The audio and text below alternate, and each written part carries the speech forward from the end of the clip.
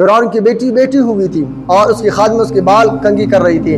کرتے کرتے کنگھی زمین پہ گر گئی اور فرعون کی جو خادمہ تھی اس نے کہا اللہ اکبر. ایک روایت میں آتا ہے کہ یا اللہ.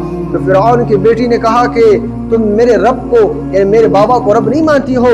اس نے کہا کہ نہیں، میں موسیٰ کے رب پہ ایمان لے آئی ہوں. فرعون کی بیٹی کو بڑا غصہ آیا اور وہ گئی فرعون کے پاس اور کہا ابا جان، یہ خادمہ آپ کو خدا نہیں مانتی بلکہ موسیٰ کے رب کو یعنی اللہ کو رب مانتی ہے.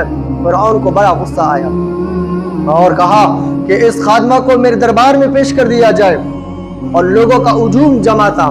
فرمایا اس عورت کو لایا گیا، پھر اس عورت کو لٹایا گیا اور اس کے ہاتھوں پہ کیلوں کو ٹھوک دیا گیا، پھر اس کے پیروں پر بھی کیلوں کو ٹھوک دیا گیا تاکہ ہل جل بھی نہ سکے. اور کہا کہ اب بھی مہلت ہے. اس نے کہا نہیں، ربنا اللہ، میرا رب اللہ ہے. فرمایا فرعون کو اور غصہ آیا اور اس نے کہا کہ اس عورت کو بے لباس کر دیا جائے، اس عورت کو برہنہ کر دیا گیا. پھر اس عورت کو کہا گیا کہ اب بھی مہلت ہے. اس نے کہا نہیں نہیں، ربنا اللہ، اللہ میرا رب ہے. پھر اس عورت کے سامنے دودھ پیتی بچی کو لایا گیا.